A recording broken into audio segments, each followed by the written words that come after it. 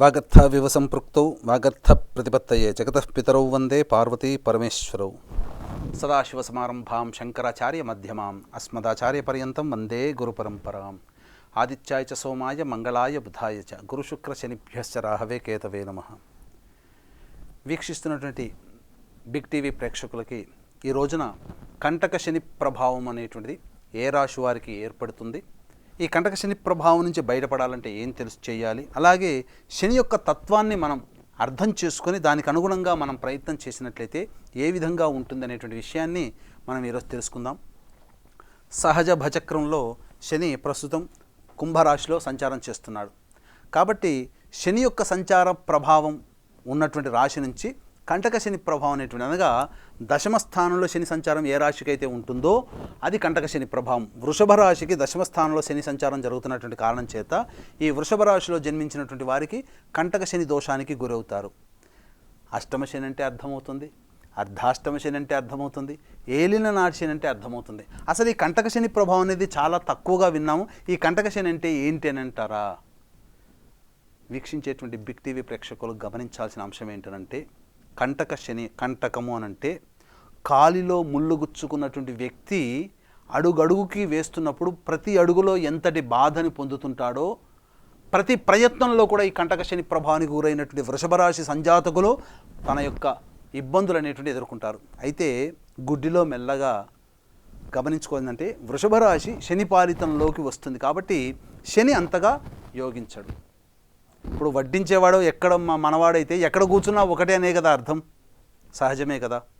కాబట్టి శని కొంత యోగించేటువంటి గ్రహం వృషభ రాశికి యోగకారకుడు కాబట్టి, అయినప్పటికీ జన్మించిన లగ్నము గురుపాలితమై ఉండి శని దుస్థానంలో ఉన్నప్పుడు వృషభ రాశిలో జన్మించిన వారికి కష్టాలు తప్పవు.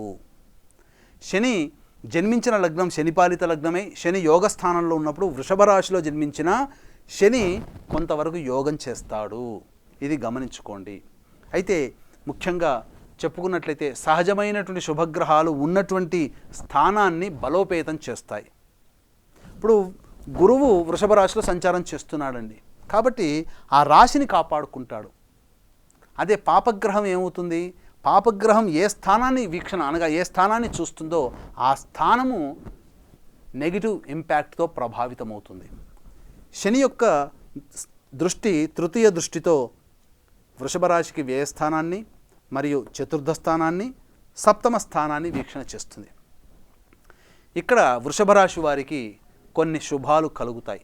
ఏలనంటే ముఖ్యంగా చాలా మనం గమనించుకుంటే పూర్వకాలంలో ఒక నానుడు ఉంది, సామెత, ఇల్లు కట్టి చూడు పెళ్లి చేసి చూడు అని. అంటే ఈ రెండు కష్టతరమైనటువంటిది, కానీ ప్రస్తుతం కొంత ఈజీనే.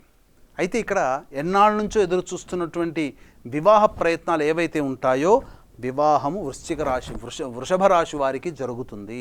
కారణం రాశిలోనే గురు సంచారం జరగడం మరియు వివాహ స్థానాన్ని వీక్షణ చేయడం. ఎందుకు వివాహం? చాలామంది చాలా సంతోషంగా ఉంటారు, సంతోషపడాల్సినటువంటిది. ఎందుకంటే బంధము, ఒక జీవితంలో ఒక కొత్త బంధం ఏర్పడుతుంది. కానీ రుణానుబంధ రూపేణ పశుపత్ని సుతాలయ, రుణముంటేనే భార్య పిల్లలు, దేవాలయాల్ని కట్టించడం, సంపద, డబ్బు, లేదా మన ఇంట్లో పశువులు, ఇవన్నీ రుణముంటే తప్ప మన ఇంట్లోకి చేరవు, మన జీవితంలోకి రారు. రుణముంటేనే సంతానంగా పిల్లలు ఉంటారు, భార్యను పోషించేది. అయితే పూర్వకాలంలో భార్య గృహిణిగా ఉండడం, భర్త సంపాదించడం. ప్రస్తుతం ఏమైపోయింది? భార్య సంపాదిస్తున్నారు, భర్త సంపాదిస్తుంది. కొన్ని ఇళ్లల్లో భార్య చక్కగా సంపాదిస్తుంటే భర్త ఇంటి పనులు కూడా చూసుకునే వాళ్ళు ఉన్నారు. ఇలా అనేక రకాలుగా ఉన్నారు. కాబట్టి ఇక్కడ ఏం జరుగుతుంది అని అంటే వివాహము జరగడం. ఎందుకంటే కర్మబంధం, గత జన్మలతో రుణం ఉంటేనే భార్య పిల్లలు ఇవన్నీ ఉంటాయి. కాబట్టి వివాహము వృషభ రాశి వారికి కంటక శని ప్రభావం ఉన్నటువంటి వారికి జరుగుతుంది. అందులో సందేహం, ప్రయత్నాలు చేస్తే ఖచ్చితంగా బంధాన్ని ఏర్పరుస్తాడు. అలాగే చతుర్థ స్థానం మీద వీక్షణ చేయడం. కాబట్టి ఎన్నాళ్ళ నుంచి ఎదురు చూస్తున్నటువంటి ఇంటి కళ ఏదైతే ఉంటుందో అవన్నీ కూడా ఇంటి కళలు నెరవేరుతాయి. గృహంలో మరమ్మతులు, గృహోపకరణాలు, కొన్ని ఎలక్ట్రానిక్స్ అండ్ అవన్నీ కూడా మీరు సంపాదించుకుంటారు. ఎలక్ట్రానిక్ వస్తువులు కానీ అవన్నీ గాడ్జెట్స్ ఇవన్నీ కూడా మీరు సంపాదించుకోగలుగుతారు. కాకపోతే ఎంత పని చేసినా సంతృప్తి అనేటువంటిది ఈ వృషభ రాశి వారికి ఉంది. ఎందుకంటే ప్రయత్న స్థానంలోని శని సంచారం జరుగుతుండడం, చతుర్థ స్థానం సంతృప్తి స్థానాన్ని వీక్షణ చేయడం. ఈ కారణం చేత అంటుంటారు కదా, పని రాక్షసుడు అని, వాడు నిద్రపోడు ఇంకొకరు నిద్రపోనీయడు అని. ఆ విధంగా వృషభ రాశి వారు తాము సంతోషంగా ఉండరు, ఎదుటి వారిని సంతోషంగా ఉంచనివ్వరు. ఇలా వృషభ రాశికి ఇచ్చేటువంటి కొంత దోషం. ఇక గమనించుకున్నట్లయితే 12వ స్థానం మీద వీక్షణ చేయడం, ఈ కారణం చేత ఏం జరుగుతుంది, అకారణమైనటువంటి ఖర్చులు పెరుగుతాయి. అలాగే ఎంత ప్రయత్నం చేసినా నిద్ర సరిగ్గా పట్టదు. అలాగే ఏ పని చేసినా ఆ పనిలో ఆటంకాలు, హర్డుల్స్ అనేటువంటివి ఉంటుంటాయి. ఆటంకాలతో పని ముగుస్తుంది. ఖర్చులు ఎక్కువగా ఉంటుంటాయి, నిద్ర సరిగ్గా పట్టదు. ప్రతి దాని మీద కూడా విరక్తి భావన, ఎందుకులే ఇప్పుడు తర్వాత చూసుకుందాంలే, విరక్తి, వైరాగ్యం ఇవన్నీ కలగచేస్తాడు. ఏ పని ఎందుకు కూడా సంతోషాన్ని ఇవ్వకుండా.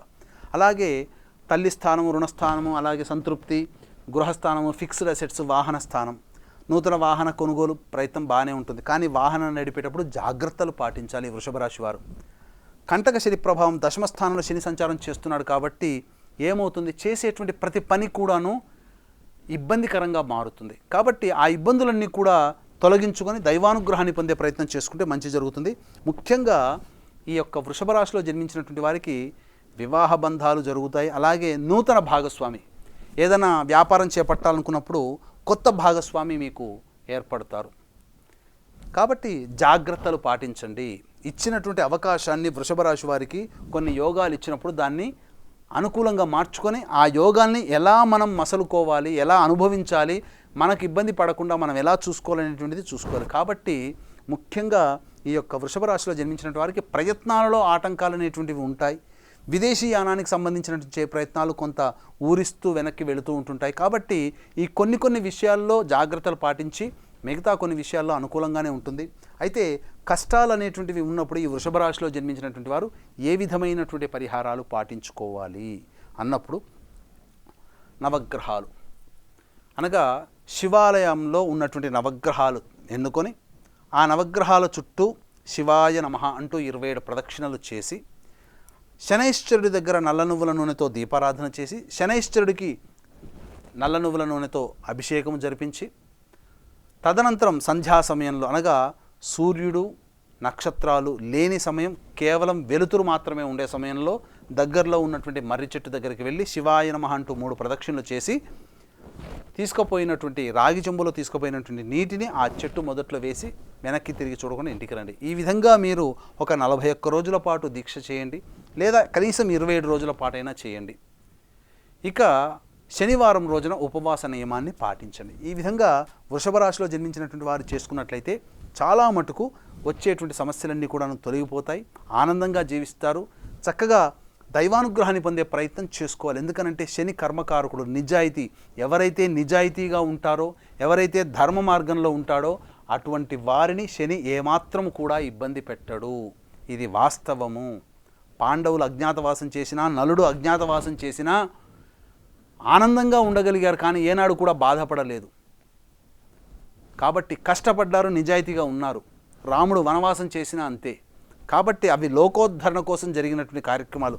సాధారణమైనటువంటి మనము కూడా ఆ విధంగా మనం భావన చేసుకొని, కష్టాలు ఎప్పుడు కూడా ఒకే రకంగా ఉండవు. రాత్రి వెళ్ళిన తర్వాత వెలుతురు రావడం సహజమే, కష్టాలు పోయిన తర్వాత సుఖము ఉండడమే సహజమే. ఇప్పుడు కష్టపడుతున్నాం కదా అని చెప్పేసి భయపడుతూ సుఖంగా లేము అని అనుకుంటాం మీరు, కానీ వాస్తవం కాదు. ఇప్పుడు కష్టపడుతున్నామంటే రేపు భవిష్యత్తు ఆనందంగా ఉంటుందని. ఎందుకంటే ఏ పదవైనా ఊరికే రాదు, కష్టపడితే వస్తుంది. కానీ కష్టపడ్డందుకు ఆ పదవి లభిస్తుంది. అయితే కొంతమందికి దైవానుగ్రహం లేక కష్టపడ్డ ఫలితం పొందరు. కాబట్టి దైవానుగ్రహాన్ని పొందే ప్రయత్నం ప్రతి మానవుడు కూడా కష్టపడుతూ దైవానుగ్రహాన్ని పొందే ప్రయత్నం చేసుకుంటూ మీ యొక్క ప్రయత్నాల్లో కనుక ముందున్నట్లయితే తప్పకుండా మీ ప్రయత్నంలో మీదే విజయం అని చెబుతూ సెలవు. సర్వం Shri Umamaheshwara పరబ్రహ్మార్పణమస్తు. For more videos like this, subscribe Big TV channel.